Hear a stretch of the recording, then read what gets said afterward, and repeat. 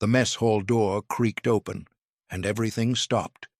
Dozens of American ranchers, turned part-time guards, stood aside as the prisoners entered. Dust clung to their uniforms. Their cheeks were sunken, their arms little more than bones wrapped in cloth. And yet, there they were, walking ahead of the men who'd captured them. A cowboy nodded toward the line of trembling Japanese women. "They eat first tonight," he said, not as a gesture but as a decision. The room shifted. Forks hovered. The prisoners froze. This wasn't supposed to happen. The women had been told they'd be starved, humiliated, maybe worse. Instead, American soldiers stood in line behind them. Stew steamed in tin bowls, bread stacked high. A rancher tipped his hat at a woman who wouldn't meet his gaze. Another whispered, "Let 'em eat." One girl lifted her spoon with shaking fingers. No one stopped her. No one yelled. It wasn't paradise. Not yet. But it also wasn't hell. And that was the most disorienting truth of all.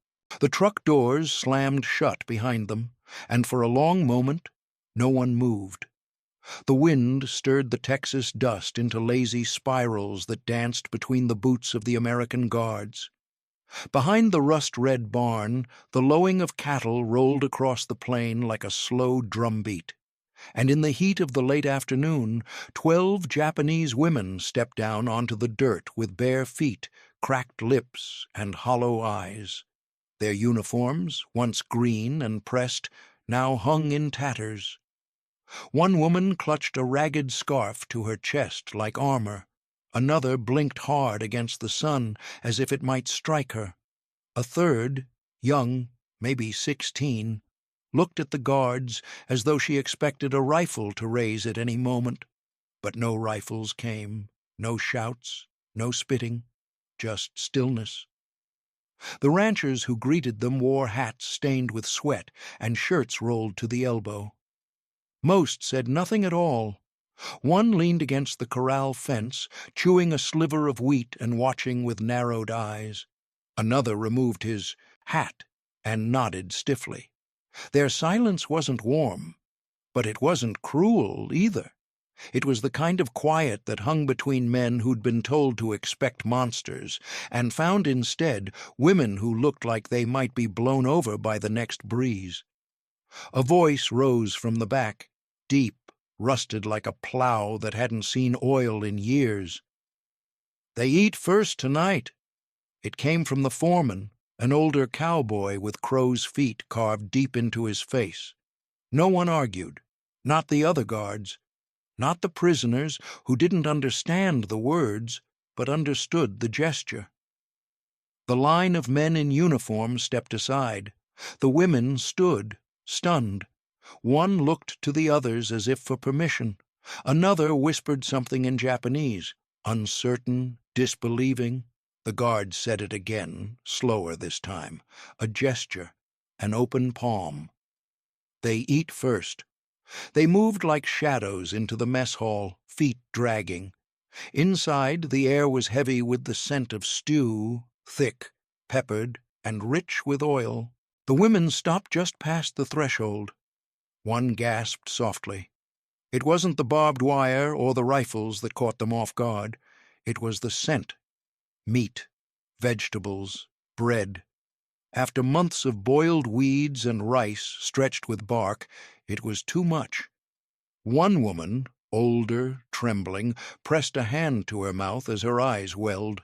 They were handed trays. No shouting, no slaps, just a metal plate and a ladle of steaming beef stew.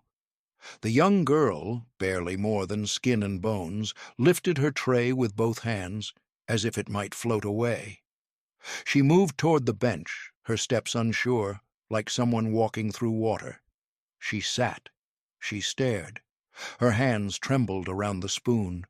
The room was quiet, save for the creak of chairs and the clatter of utensils from the American line waiting behind them. One woman leaned in, sniffing the stew as if it might be laced with poison. Another reached for the bread, then stopped. She waited for the blow, for the slap, for the guard to yank it away. Nothing happened. The young girl took the first bite, slowly.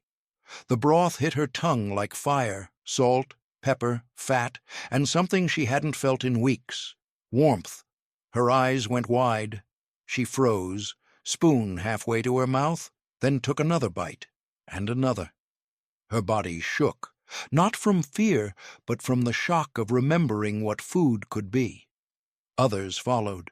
One woman wept silently into her stew, her shoulders heaving in a rhythm that had nothing to do with sorrow and everything to do with hunger. A laugh cracked out from the far bench, short, brittle, quickly stifled. A guard looked over.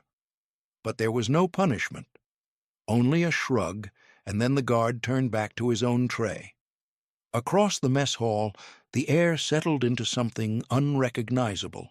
Not peace, not yet, but something like it. The kind of stillness that follows a long drought when the first raindrop hits dust and nobody is quite sure whether to cheer or to cry. The women kept eating. They didn't speak. They didn't look up. And yet something had shifted, not in the room, but in themselves. Something small, something dangerous. Because if the enemy feeds you first, if they wait in line behind you, if they serve you stew instead of scorn, then maybe everything else you were told might be a lie. Before the stew, before the truck, before Texas, there had been only fear. Not the kind that flashes in a moment, but the kind that builds like pressure in the lungs. In wartime Japan, fear was a way of life. The sky was something you watched not for clouds, but for bombers. Food was something rationed by the spoonful, and words like honor, loyalty, and sacrifice were served hotter than rice, ladled out in schoolyards and military drills like sacred truths. Kyoko remembered those drills. She had been only 14 when she joined the Women's Auxiliary, Teishintai, a word that sounded strong but felt like surrender. Her uniform was stiff and far too big. Her fingers, raw from scrubbing blood from hospital floors, were bandaged more often than not. The officers spoke in clipped commands, eyes sharp and voices dull with repetition. Never be captured. If you are, you will be shamed, used, torn apart. Some said it openly. Others let the rumors do the work. A girl from Osaka had once whispered in the barracks that Americans would skin prisoners alive. Another said they fed captives to pigs. It was nonsense, but they believed it because they had nothing else. Kyoko had never seen an American, only leaflets fluttering from the sky, filled with smiling white faces, offering food, safety, words of peace. The instructors burned those flyers without reading them. Lies, they hissed, traps. But the pictures lingered in her memory, too soft, too warm to match the warnings. She was told that death was preferable to surrender. They trained with that mantra, whispered like prayer. She had been taught how to bind wounds, carry stretchers, ration morphine, but never how to ask for help, never how to survive if the empire fell. And then, one day, it did. The surrender came not as thunder, but as silence. The officers stopped barking orders, the wounded stopped arriving. Radios played strange music instead of victory updates, and then word spread like smoke. The emperor had spoken. Not through generals, not through myth, but through radio, directly. His voice, delicate and far away, said they must endure the unendurable. No one moved, no one spoke. Some girls wept. Others simply sat down where they stood, staring at their hands like they no longer belonged to them. Kyoko folded her blood-stiff apron and placed it gently on the edge of a cot. It felt like a funeral. They were rounded up days later, told they would be transferred, though no one said where. Trucks carried them to coastal encampments, where they slept on dirt floors under tarps and ate watery broth from rusted cans. The guards had changed. They no longer barked either. They counted heads, checked rosters, and remained quiet. The silence felt suspicious. Nothing was normal. Everything was uncertain. Then came the ships. The metal hulls loomed like mountains, flying flags they had been told to hate. The boarding process was slow. One by one, the girls were led up the ramps. No beatings, no cages, just beds. Actual beds, stacked in rows, thin mattresses but clean. Kyoko had braced for chains. Instead, she was given a blanket. The contradiction was unbearable. Below deck, the air was thick with salt and engine fumes. The bunks swayed gently. Some of the girls threw up from the motion. Others stayed awake all night, backs pressed to walls, whispering what might happen. Food trays came, bread, meat, tea. They stared at it like it might explode. One girl refused to eat. Another tried to hoard the bread under her cot. The fear was too deep. Nothing made sense. No one hurt them. No one touched them. The guards spoke little, offered water, and walked away. The Americans were faceless shadows, orderly, bored, even polite. And that was what frightened the women most, because cruelty could be resisted, but this quiet civility, it made them question everything. Kyoko lay awake each night, her fingers gripping the cot's edge like it might vanish. In the dark, surrounded by the quiet breathing of strangers, she tried to hold on to the lie she'd been given. But every kindness cracked it wider, and still they sailed toward the unknown, toward America, toward the enemy. And nothing so far looked like what they had been promised. The truck rolled to a stop in a cloud of chalky dust, and the silence that followed was so thick it seemed to press on the skin. The doors creaked open with the slow groan of rusted hinges, and the first girl stepped down into the heat of Texas. She was barefoot.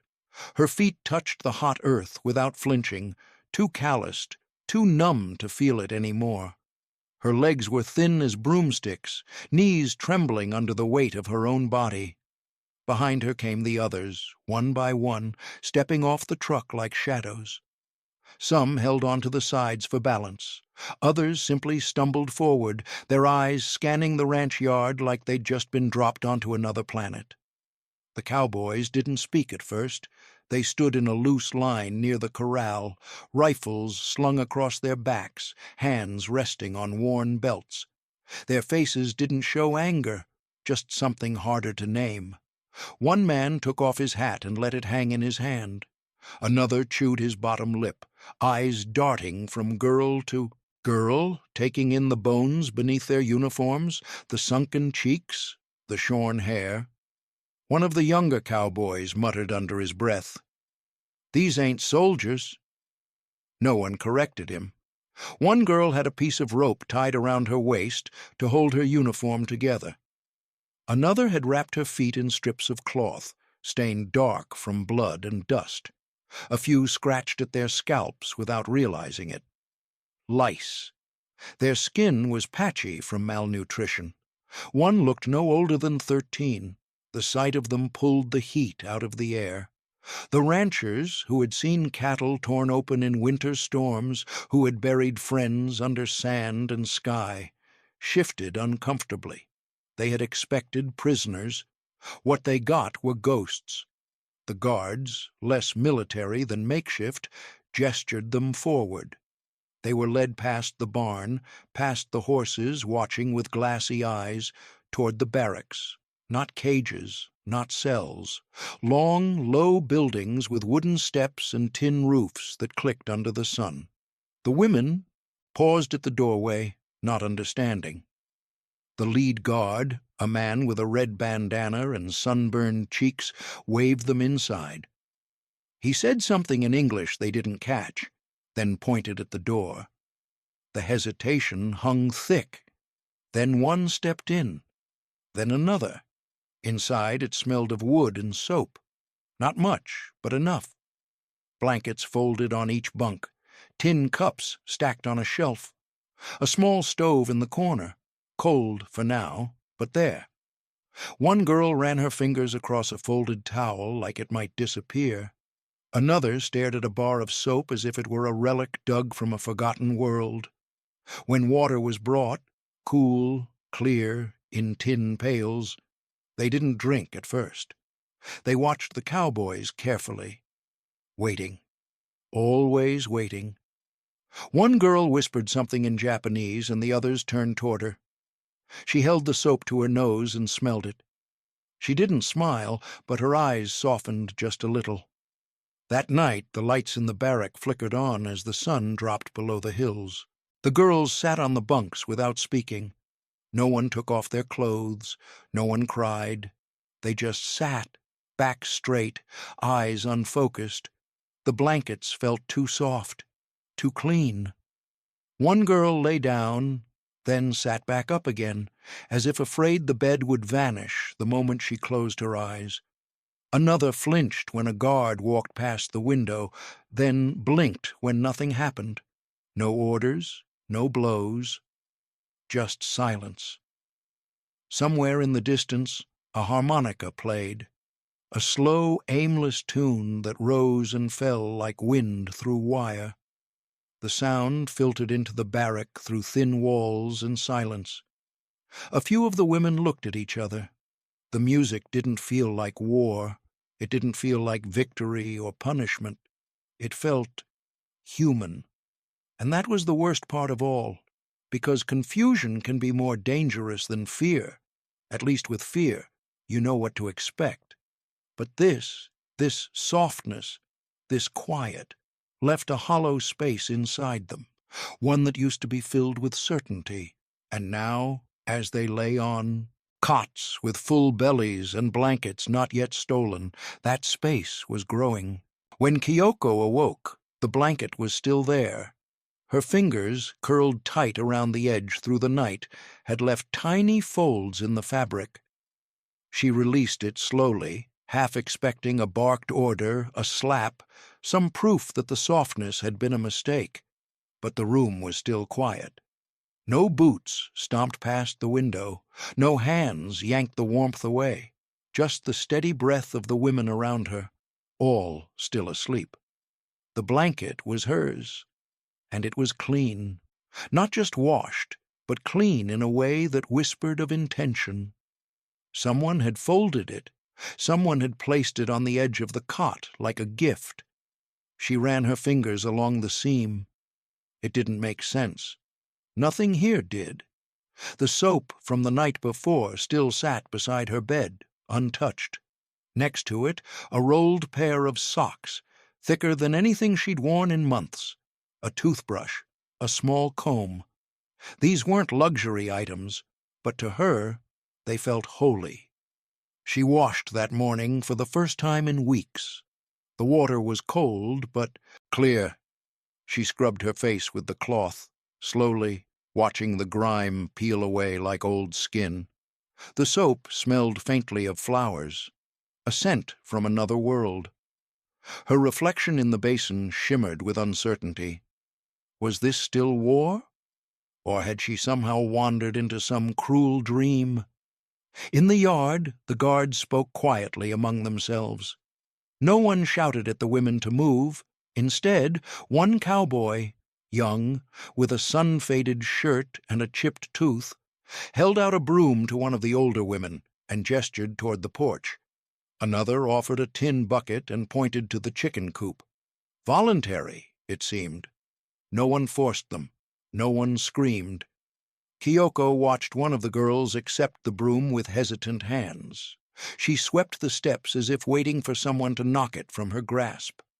Another girl scattered grain for the hens, pausing every few minutes to stare at their bright red combs and soft clucking sounds. Life, care, even absurdity. The chickens didn't know a war had been lost. They just wanted to eat. Eventually, Kyoko took the bucket and followed the path to the coop. Her steps were slow, cautious.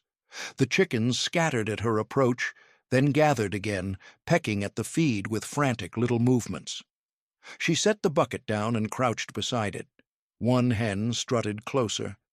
Kyoko reached out, not to grab, just to feel. Its feathers were warm beneath her fingertips, soft and alive.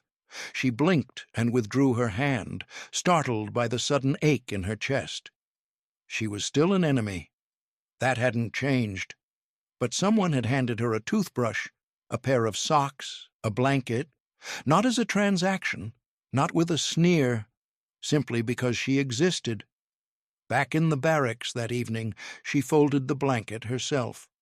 She laid it on the cot with the same precision she'd used in the hospital back home when preparing beds for dying soldiers. But this wasn't death. This was something else, something quieter, a kind of defiance she hadn't known was possible. Because in her world, ownership had always been conditional. Everything belonged to the state, to the army, to the cause. But this blanket, this bar of soap, this tiny comb with 3 missing teeth, these were hers. No one demanded them back at sundown. No officer shouted that they were unworthy of such comforts. The absence of violence became a language of its own. She sat on the edge of the cot, arms wrapped around the folded fabric. Outside, a guard laughed at something, low, harmless, untranslatable. A radio played in the distance, warbling a tune with no drumbeat, no anthem, just melody. Kyoko didn't smile, but she didn't flinch either. She stared down at the blanket, and for the first time in her life, she allowed herself to think a forbidden thought. Maybe she mattered, even here, even now. The scent hit them before the sun did, rich, smoky, impossible. It slipped through the cracks in the barrack walls, curled beneath the bunk beds, and slid into the lungs of women who had not known fullness in months. Kyoko sat up slowly, heart already racing. Bacon. She didn't know the English word yet, but the smell was unmistakable. Meat, real meat, cooked in grease and salt, thick enough to cling to the air like a memory. Her stomach tightened, then growled. But alongside the hunger came something colder, guilt. They filed into the mess hall under the orange stretch of a Texas sunrise. The cowboys stood by the door, nodding, silent as ever. The trays were already lined up. Eggs, toast, strips of crisped pork glistening with fat. Coffee in tin mugs. It looked like a painting of a breakfast. Too good, too American, too wrong. Kyoko took a tray. Her hands didn't shake this time, but her mouth felt dry. She sat with the others, eyes on the plate. When she finally bit into the bacon, it cracked between her teeth, hot and sharp with flavor. Her jaw stopped moving. The grease coated her tongue. And then, suddenly, her eyes burned. Not from the heat, from something deeper. Back home, her brother hadn't eaten for 2 days before she left. Her mother's arms had grown thinner every week. In the cities, people were boiling weeds, grinding acorns into paste. And here she was, chewing American pork while her people starved. The bite turned to ash in her mouth. She lowered the fork, pushed the tray slightly away, and looked around the room. She wasn't alone. Another girl, Aya, stared at her food like it might judge her. One of the older women covered her mouth, as if caught in a crime. The youngest, Yumi, was crying softly, tears streaming down her face as she took another bite. The food was not poison. It was something worse, mercy without explanation. Then someone laughed. It was short, awkward, a quick burst like a hiccup from one of the girls at the far end of the table. She slapped a hand over her mouth, too late. Heads turned. A cowboy glanced over, puzzled, but nothing happened. No reprimand, no shame, just the sound of a woman surprised by her own voice. And then, slowly, it rippled, another chuckle. Then a full laugh.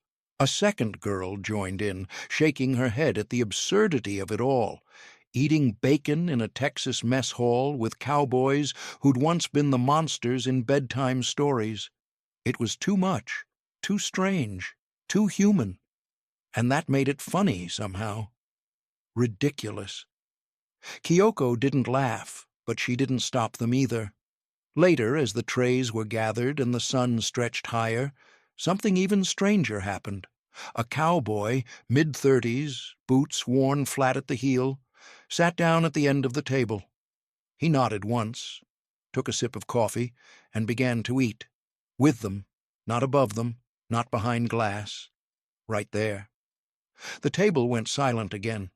Knives paused mid-butter. Eyes darted toward him and away. But he didn't say a word. Just ate like it was any other breakfast. Like the war hadn't happened. Like these weren't prisoners. He even passed the sugar when one of the women gestured hesitantly toward the tin. It was the first time Kyoko had seen a man chew without suspicion. His movements were slow, steady, grounded. She studied him the way she used to study doctors in the hospital, trying to understand what made them real.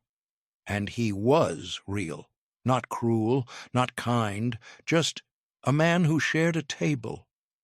There was something terrifying about that. Because if your enemy can break bread with you, if he offers sugar and doesn't flinch when you laugh, then what does that make you? A survivor or a traitor? The questions didn't have answers yet. Only coffee, only bacon, only silence. The silence followed them into the washhouse, clinging to their skin like dust. The building sat just beyond the barracks, low and wide, its wooden doors warped from sun and age. When the guards opened it, warm air rolled out in a heavy wave. Steam, soap, something clean. The women hesitated at the threshold, instinctively recoiling as if the warmth itself were a trap. Inside, the room was lined with metal basins, water already drawn. Buckets sat beneath spigots, steam rising in thin, trembling threads. Bars of soap rested on the edge of each basin, white, smooth, untouched. The scent filled the air, floral and sharp all at once, so different from the sourness of unwashed clothes and old fear. For a moment, no one moved. Then one of the guards, a broad-shouldered man with a sunburned neck, gestured awkwardly toward the basins. "Wash," he said softly, as if unsure of the word himself. He motioned again, then turned his back and stepped outside. The women stood frozen. Some stared at the water as if it might leap out and bite them. Others folded their arms across their chests. Bathing had once been communal, then forbidden, then dangerous. Cleanliness had become a luxury they'd forgotten how to accept. Kyoko approached the nearest basin. Her hands trembled as she reached for the soap. It was heavier than she expected, smooth and pale, smelling faintly of flowers. She lifted it slowly, half expecting someone to shout. No one did. She dipped it into the water. The soap slicked her fingers immediately, almost sliding free. She inhaled sharply. Her eyes filled before she could stop them. She brought the soap to her face. The lather bloomed, warm and thick, and when she rubbed it across her skin, something inside her cracked open. The grime of months began to lift. The smell of sickness, of fear, of decay, washed away in rivulets that ran down her arms and pooled at her feet. She closed her eyes and breathed. Her shoulders shook. A sob escaped before she could swallow it. Around her, other women began to cry as well, some openly, some silently. One woman laughed through tears, clutching the soap to her chest like a child with a toy. Another whispered something in Japanese, over and over, like a prayer. A third just sat on the bench, staring at her reflection in the metal basin as if she didn't recognize the face staring back. Outside, the cowboys heard the sounds. Laughter mixed with crying, voices rising and falling in a language they did not understand. One of them paused mid-step. Another leaned against the doorframe, arms crossed, listening. There was no mockery in their faces, only curiosity, maybe even awe. One of them shook his head softly. "Hell of a thing," he murmured. Inside, Kyoko rinsed her hair, the water running dark down her back. When she straightened, she caught her reflection in a shard of polished tin. Her cheeks were flushed. Her eyes looked larger, cleaner. She barely recognized herself. For the first time in months, she did not look like a ghost. She wrapped herself in a towel and sat on the bench, clutching it tight. The fabric was rough, but it was hers. The heat lingered on her skin, sinking deep into her bones. Around her, the women moved slowly, quietly, like people waking from a long sleep. No one spoke. Words felt unnecessary. Outside, the cowboys pretended not to watch. One leaned against the fence and lit a cigarette.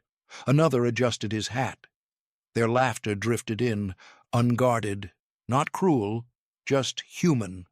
It unsettled the women more than shouting ever could, because laughter meant normalcy, and normalcy was dangerous. It made room for hope. As Kyoko wrapped her damp hair in the towel, she felt something loosen inside her chest. Not relief, not joy. Something smaller, a release. The world had not ended when she washed herself. The sky had not fallen. The enemy had not struck her down. She pressed the towel to her face and breathed. And for the first time since the war began, she felt clean, not just on her skin, but somewhere deeper, where shame had been sitting for too long. That evening, as the sun fell behind the hills and turned the dust in the yard to gold, something strange floated through the air. A sound unfamiliar, but not unpleasant.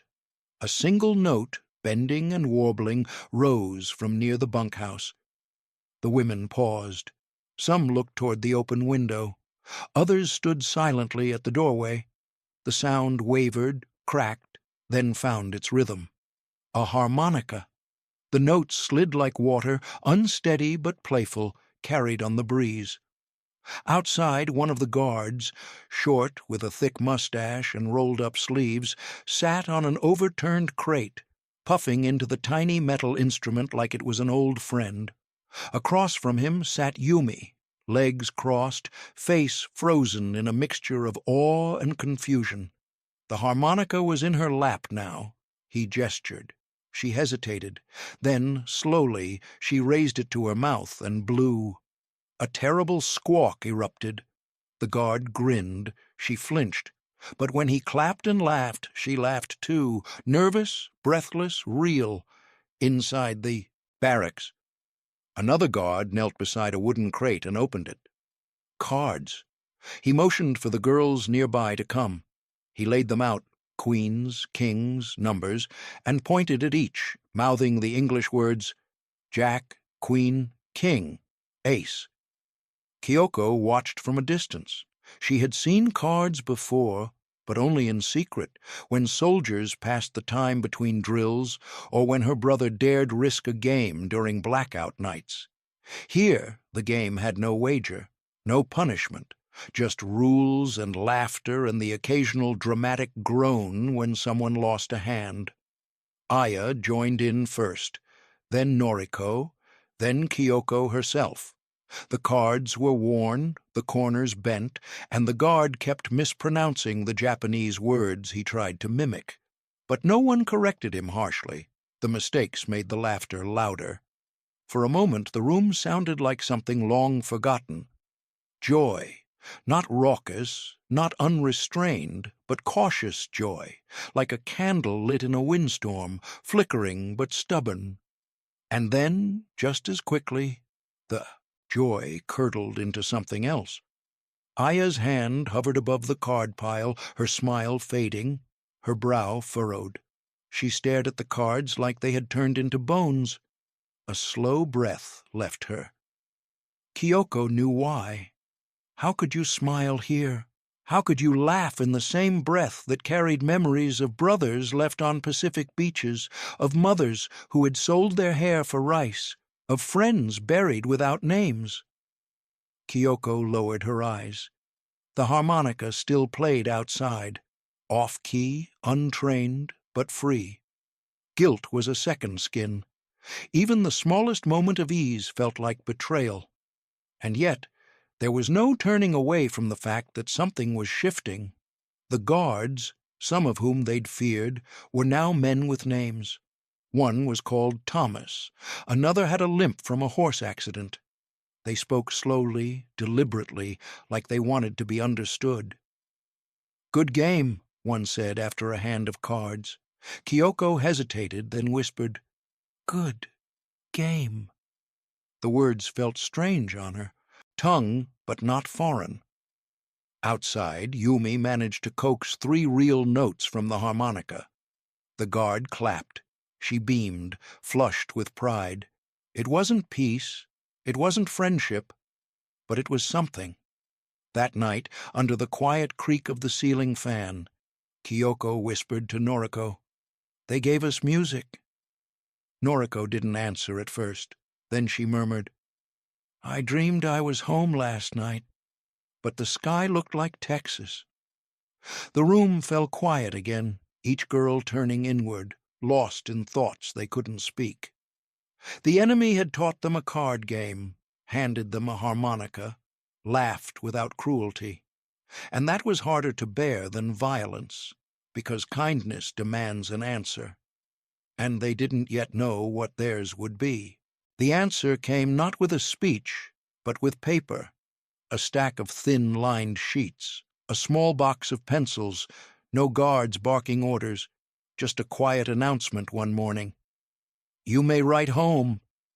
The words hung in the air like smoke. For a long time, no one moved. Kyoko stared at the paper as if it were a knife. Writing home had always been a privilege reserved for the honorable, for victors, not for women who had surrendered, not for traitors, not for ghosts wearing borrowed socks and sleeping under American blankets. Aya was the first to touch the pencil. She picked it up as if it might burn her, then set it down. Around the table the women sat in silence. The paper waited. The guards waited. The war waited. Eventually one woman wrote her name at the top. Slowly. Then a date, then with a shaky hand, a single sentence. "I am alive." Kyoko stared at her blank page. What could she possibly say? That she had eaten bacon and bathed in hot water? That she'd laughed during a card game and heard music again? That she no longer feared the men who guarded them? Every sentence she imagined sounded like betrayal. And yet, was silence any better? She began to write. Her hand trembled. She paused. Started again. "Mother, I don't know how to tell you what this place is." She stopped. Erased it. "I am not dead." That stayed. She wrote slowly, unsure of every word. "They gave us food. They gave us soap. I sleep on a bed. Sometimes we hear music. Sometimes I think I see the sky the way I did when I was a child." Aya looked over. Her own letter was shorter, more blunt. "I eat 3 times a day. The guards do not hurt us. We are allowed to speak. They are not what we were told." They folded the papers and handed them over. A soldier collected them carefully, not scanning, not sneering, just nodding. The letters left Texas. They crossed an ocean. Some arrived in Japan, others did not. But the ones that reached home were like sparks on dry grass. Mothers wept, fathers trembled, neighbors whispered, because these were not the words of prisoners suffering under barbarian cruelty. These were the words of daughters fed, washed, and, worst of all, confused. In Tokyo, censors read them in silence. The contradiction was unbearable. How could the enemy offer kindness? How could girls trained to die with honor now speak of stew and soap and music? Back in Texas, the women waited. No replies came. But the act of writing had already changed them. It made them real again, not just to their families, but to themselves. Noriko whispered one night, "If they read what I wrote, they'll never understand." Kyoko replied, "I didn't write for them to understand. I wrote because I had to tell the truth, even if no one believes it." The next morning the guards brought more paper. No one refused. It wasn't peace, but it was something like clarity. It was a war fought not with rifles now, but with pencils. And that was the most terrifying weapon of all. Are you finding this story as powerful as we do? If so, like the video and drop a comment telling us where in the world you're watching from. We read everyone. The fire crackled low in the pit outside the barracks, its orange light painting long, unsteady shadows across the dirt. The night air was cooler now, sharp with the smell of wood smoke and distant cattle. The women sat in a loose circle, knees pulled close, wrapped in borrowed blankets that still smelled faintly of soap and sun. No one had ordered them there. No one had told them to gather. They came because the fire was warm, and because for once no one stopped them. A guard sat a few paces away, hat tilted low, poking the embers with a stick. He did not speak. He was there, but not watching. That alone felt strange. Kyoko stared into the flames, watching sparks lift and disappear into the dark. Her hands rested in her lap, empty now, no letter to write, no task to perform. The silence stretched until it felt too loud to bear. Finally, someone spoke. "Why?" whispered Aya, her voice barely carrying past the crackle of the fire. "Would they feed us before themselves?" No one answered at first. The question hung there, heavy and raw. It was not accusation. It was confusion. It was the sound of a belief unraveling. "They don't have to," another woman murmured. "They could let us starve. No one would stop them." Kyoko swallowed. She stared at the fire until her eyes burned. "They do not look at us the way we were told they would," she said quietly. "They look tired, like us." That admission sent a ripple through the group. Some nodded. Others looked away. One woman hugged her knees to her chest, rocking slightly. "If they are not monsters," she whispered, "then what does that make us?" No one answered her. The question was too large. The fire popped, sending a spray of sparks upward. For a moment, the light caught the women's faces, thin, lined, older than their years. They had been told their suffering proved their loyalty. That pain was proof of righteousness. But sitting there, warmed by an enemy's fire, those lessons felt suddenly fragile. A guard shifted on his heels nearby. The sound of his boots scraping dirt made several women flinch, but he only adjusted his jacket and stared into the darkness, the glow of the fire reflecting in his eyes. He did not listen. Or maybe he did. It was impossible to tell. Kyoko thought of her brother, somewhere in a grave with no marker. She thought of her mother, bent over a cold stove.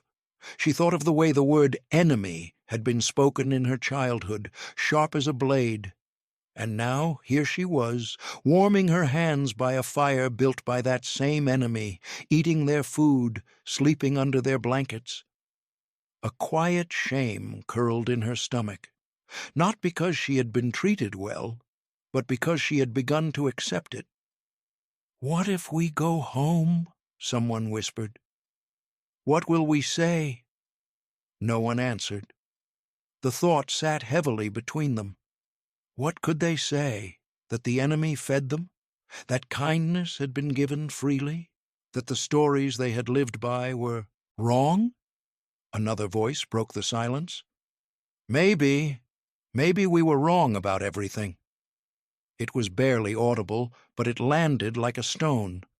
The fire snapped, and the guard rose, stretching his arms. He glanced toward the women, nodded once, then walked away, boots crunching softly in the gravel. No threats, no commands, just the sound of footsteps fading into the dark. Kyoko stared into the embers long after the others had turned in. She felt something loosening inside her, something she had carried for years like a clenched fist. The fear was still there, the guilt too. But beneath them, something else was growing, a fragile, terrifying idea that the world might be more complicated than she had been taught. If the enemy could show mercy, then what did that say about the war? And if that was true, what did it say about her? The fire burned low, the night deepened, and somewhere in the quiet, the first pieces of her old certainty began to fall apart.